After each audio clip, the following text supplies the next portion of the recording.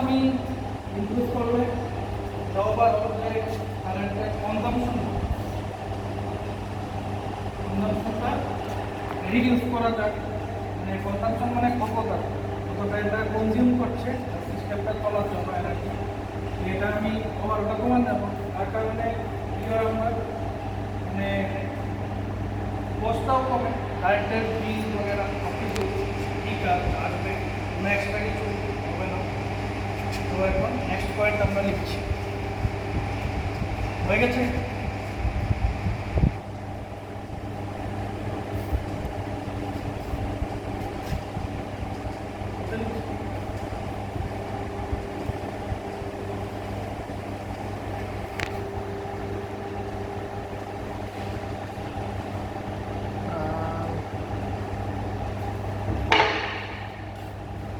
Number point দেখো,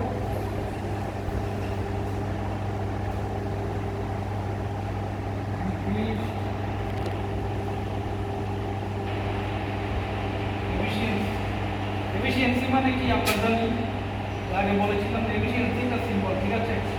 equal to output, আউটপুটটাই এভাবে লেখা যায় ভাই, যতটুকু আমি ইনপুট দিচ্ছি ওই হিসাবে কতটা আউটপুট পাচ্ছি আফটার লস রেজিস্ট্যান্স এবং কতটুকু আমি আউটপুট অ্যাকচুয়ালি পাচ্ছি, মানে সেন্ডিং আর রিসিভিং এন্ডের মধ্যে ডিফারেন্স।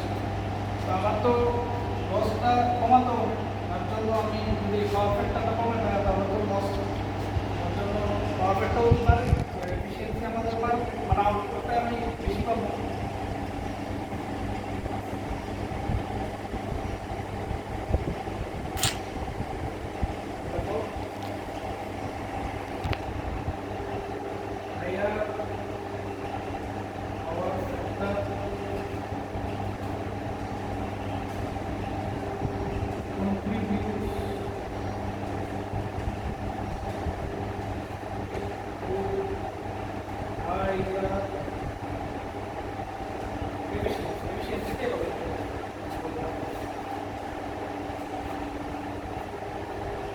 তাড়াতাড়ি লেখো,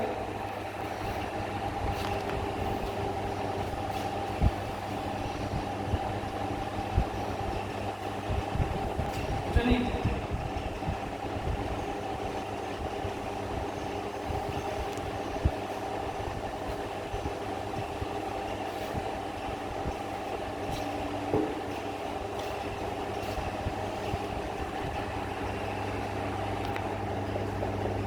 नेक्स्ट 3 नंबर पॉइंट क्लिक होगा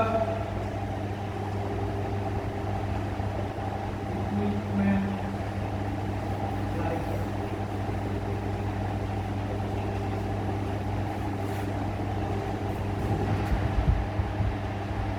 हाई पावर फैक्टर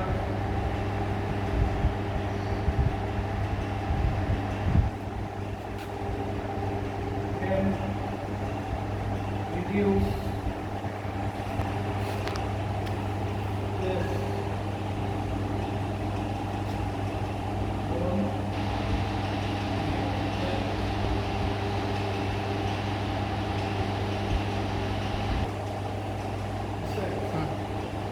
লঙ্গার ইকুইপমেন্ট লাইফ, মানে পাওয়ার ফ্যাক্টরটা আমরা বাড়ানো বলেই দেখছি। তো আমরা যদি পাওয়ার ফ্যাক্টরটা হাই রাখি, ঠিক আছে, পাওয়ার ফ্যাক্টরটা, তো এটা স্ট্রেস কম করে ইলেকট্রিক্যাল মানে কি লসেস আমার কম হয়, মানে কোনো রেসিস্টেন্স থাকে না, মানে সিস্টেমের মধ্যে কোনো বাধা থাকে না পাওয়ার ফ্যাক্টরটা বেশি। এই কারণে কি আমার ওভারঅল লং টাইমে দেখি আমরা যে ইকুইপমেন্টের যে লাইফ আছে জীবনটা মানে বেশি দিন চলে আর কি, পাওয়ার ফ্যাক্টরটা যদি হাই করে, ঠিক আছে। এই জন্য পাওয়ার ফ্যাক্টরটা হাই করা, মানে পাওয়ার ফ্যাক্টরটা ইমপ্রুভমেন্ট করা খুব ইম্পর্টেন্ট। আমরা এটার উপরে মানে বেনিফিট